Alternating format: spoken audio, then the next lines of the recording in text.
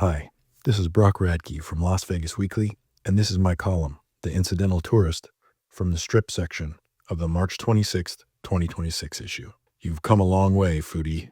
This year's unique collaborations demonstrate how fine dining has evolved in Las Vegas. Last summer, I finally dined at Alinea. After decades of eating my way through every Las Vegas restaurant that would have me, including the most humble taco shops, the most expensive palatial dining rooms on the Strip, and everything in between, I accepted a good friend's generous invitation to join his group at the groundbreaking, highly influential Chicago destination, and it exceeded all expectations. We were whisked into the compact, dynamic kitchen for our second course, a mind-blowing paella, and when we returned to our table, it wasn't there.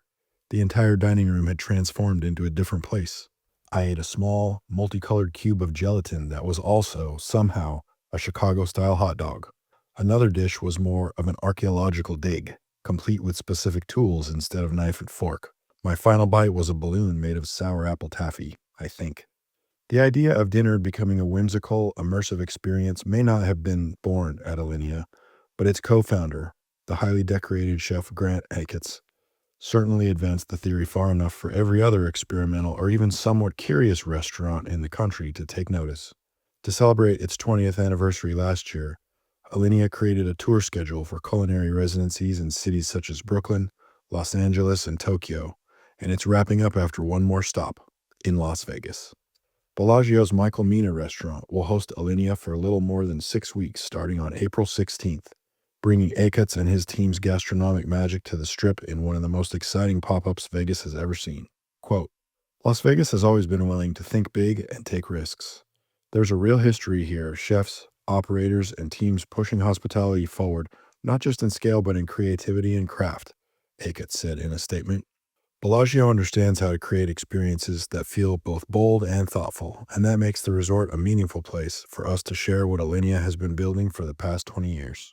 When he first opened in Chicago, Bellagio had been open for nearly 7 years and already recalibrated the concept of fine dining in Las Vegas. Here, the past 20 years has been about expanding our tastes, bringing more creativity to the casinos, and developing diverse, chef-driven eateries away from the Strip. And it's happened. Las Vegas is a fully formed dining destination now, a place where people travel just to eat great food, a place where locals splurge when an extraordinary experience lands on Las Vegas Boulevard, and a place where tourists routinely leave their hotels to explore our disparate neighborhood restaurants. Our food has never been better and our profile has never been higher. How do I know? Wynn Resorts, certainly one of the fine dining standard bearers on the Strip, created its own culinary festival, Revelry, in 2024, and this year announced a partnership with Chef's Table, the Emmy-winning Netflix documentary series that will transform the festival. Quote, Netflix's iconic series is known for its ability to highlight the artistry and intention behind the world's most influential chefs, and integrating that perspective into the festival allows us to elevate the guest experience in powerful new ways, Brian Goldbrantz, Chief Operating Officer at Wynn Resorts, said via email. Expect more immersive programming and chef-driven activations at Revelry in September, along with rare access to celebrated culinary talent. Quote, this partnership positions Revelry to evolve into a signature culinary event on a global stage. Essentially, everyone wants to play in this space now.